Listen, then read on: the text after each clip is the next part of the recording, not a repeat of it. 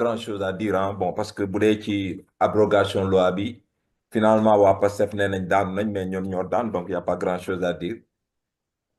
Permettez-moi juste de revenir sur Sékou qui dit que gars yi dañoo daw. Non, Sékou, tu ne connais pas l'histoire du Sénégal. Si tu connaissais l'histoire du Sénégal, tu te rendrais compte que chaque fois qu'un régime perd le pouvoir, nit ñi dañuy toog seen kër ñi dem doxiwaat seeni activité. Ça a toujours marché comme ça. En 2012, les premières réunions yi ma assisté FNCL, on était à peine 20 dans la salle. Aujourd'hui, on fait des réunions, on a plus de 300 personnes. OK? Donc, ça a toujours marché comme ça. Il n'y a rien d'extraordinaire.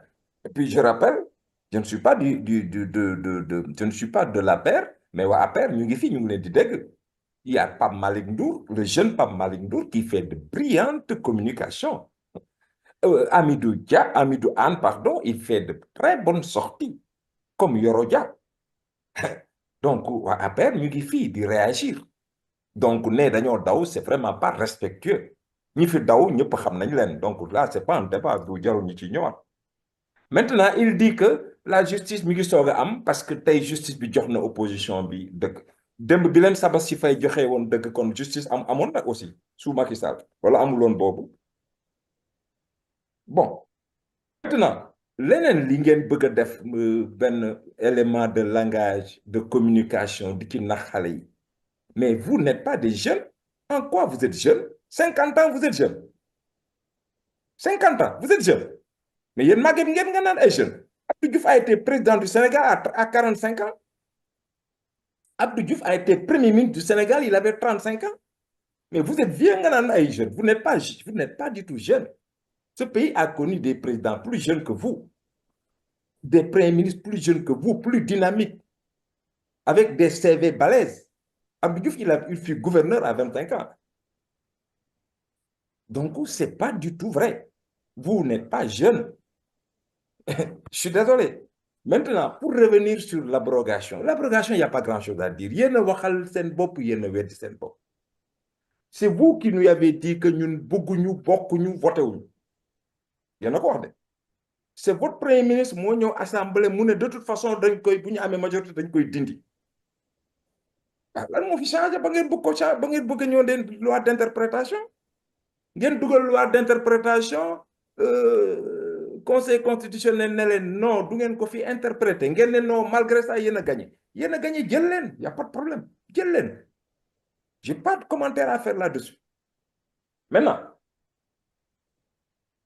li am mooy le conseil constitutionnel Manter du ma bàyyi ma fenn il nous l'a toujours dit d'ailleurs mais le conseil constitutionnel a toujours réagi comme ça. Autant que je me souviens, la justice a toujours parfois freiné le pouvoir. La justice a toujours pris sa position. Ousmane Camara, du temps de Diouf, Ousmane Camara, et du temps de même Mamadou Dia. Pour que juger, il paraît qu'il a été très fort. Il a eu une posture très de juge qu'on ne pouvait pas influencer. Même Bimidjel son arrêt, il a été très froid, éliminé yenn affaire yi nga xam ne le pouvoir le voulait. Du temps de Mamadou Dia, du temps de Senghor. Ci CREI bi li mu ci waxoon ñëpp dégg nañ ko il a dit à Abdou Diouf man du ma juger CREI parce que bokkul ak li ma jàng. Du temps de Abdou Diouf déjà, la justice a toujours eu cette posture-là. Il n'y a rien de nouveau sous le soleil. Bërki démb Kéba Mbaye Manter xam na li may wax dafa démissionné bi mu gisee lu mu xamul. Ndom si Yàlla Badio Camara on l'a dit. Aujourd'hui c'est cette justice oui, la justice a aussi tranché. La justice sénégalaise et c'est ce qui fait du Sénégal ce qu'il est d'ailleurs. C'est ce qui fait du Sénégal lu mu nekk. Mooy un pays boo xamante ne su affaire demee ba tàng su affaire demee ba jaxasoo la justice taxaw tranché ne non nii la du nii et puis nit ñi nangu ko ñu avancé donc loolu vraiment lu bees amul foofu. Maintenant un mot sur Alioune Tine.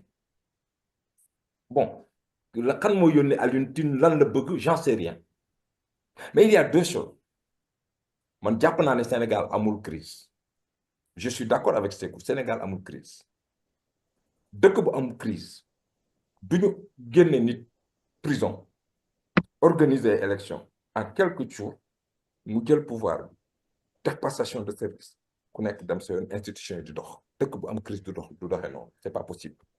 Le Sénégal n'a aucune crise politique particulière. Maintenant rafet na président bi fi jóge ak président bi nekk en fonction ñuy collaborer man jàpp naa ne loolu rafet na.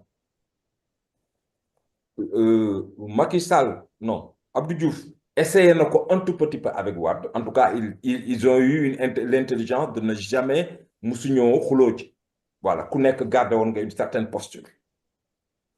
Macky Sall ak Abdoulaye Wade c'est vrai que ça a été un peu tendu très tendu même. Maintenant libre à Diomaye ou à Sonko, moi je parlais même pas de Diomaye, je parle de Sonko parce que Diomaye pour moi il ne joue pas un rôle, il est juste voilà na ma yàlla jégal ci wax bi il est juste voilà.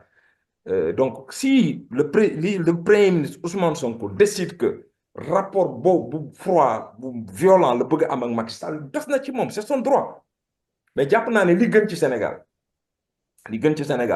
mooy ñoom ñaar ñuy collaborer man jàpp naa ne moo gën ci Sénégal parce que Macky Sall mun na la neex comme mun na la bañ a neex d'ailleurs c'est le troisième point que je voudrais développer mais quand même yàlla defal na ko mu am quand même benn plus-value bu mu am nga gëm ko ak nga bañ ko gëm kooku des na ci yow mais jàpp naa ne Macky Sall am na plus-value Macky Sall am na expertise am na expérience donc seen président bi fi ne wala premier ministre bi fi ne wala autorité bi fi ne ànd ak moom et au-delà même de Macky Sall tous nos anciens présidents sont vivants excepté Senghor donc jàpp naa ne ni président Diomaye Faye demee woon Paris rencontré fa Abdou Diouf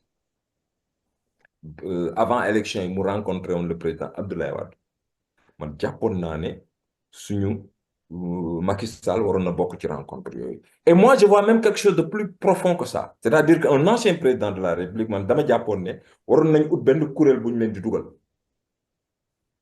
lan la ñuy joué ci réew mi je ne sais pas mais man jàpp naa ne mënoon nañ jël benn kuréel di leen fa dugal ñuy indi seen xalaat ci biir réew mi jàpp naa loolu ça n'empêche pas qui gouverner di gouverner mais ça peut permettre yenn moment yi président bii diriger retrouver leen ci yenn circonstances yi pour ñu waxtaan pour régler yenn problème jàpp naa ko mun naa ma juum nag mais c'est ce que je pense fondamentalement maintenant vous dites pourquoi le président Macky Sall nit ñi di ko soxla di ko woo di ko nangam moi déjà première chose bi ma jàpp mooy ça doit être une fierté pour chaque Sénégalais man fondamentalement loolu laa jàpp mais nag dafa am feebar bu bees bu feeñ Sénégal dafa am benn feebar bu bees bu feeñ Sénégal feebar bu bees bi feeñ Sénégal mooy su ma gisee Bakary am teranga ma ne non pourquoi Bakary am teranga su ma gisee ñu tàccu Bakary ma ne non pourquoi nit ñi di tàccu Bakary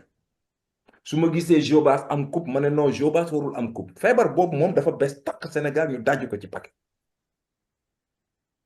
man li ma xamoon ci Sénégalais mooy ñu bëggante mun nañu xuloo mun nañ am ay problème mun nañ bañ a déggoo mun nañ bañ a bokk parti mun nañ on peut avoir toutes sortes de différences mais nag Sénégalais yi dañ doon yéenante jàmm ci àdduna bi mais Sénégalais boo xamante ne sa heure bu moroomam buñ ko reconnaître heure bu moroomam amee benn victoire heure bu moroomam amee dara ñu ne lu tax mu am ko di mel na ñu tàggoog seen tàggo j'avoue que loolu maladie bu bees la bu am Sénégal mais président Macky Sall man je ne suis pas de son parti et je rappelle que sama candidat Karim Wade ci gouvernement moom lañ ko sanctionné mais moi je suis pas dans l'émotion c'est-à-dire président Macky Sall quand même néew na pour man nga wër ci àdduna bi gis nit ku am cursus bu mu am président Macky Sall am na background de ingénieur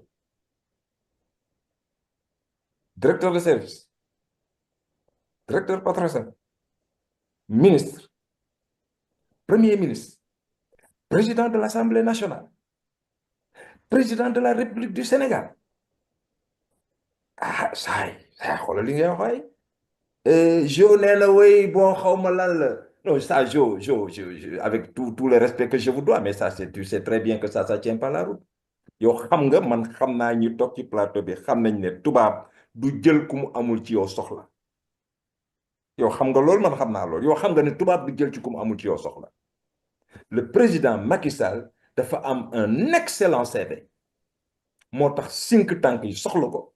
soxla bi lan Il la. parle, il parle bien français, il parle bien anglais. C'est un ingénieur qui a un background, hein.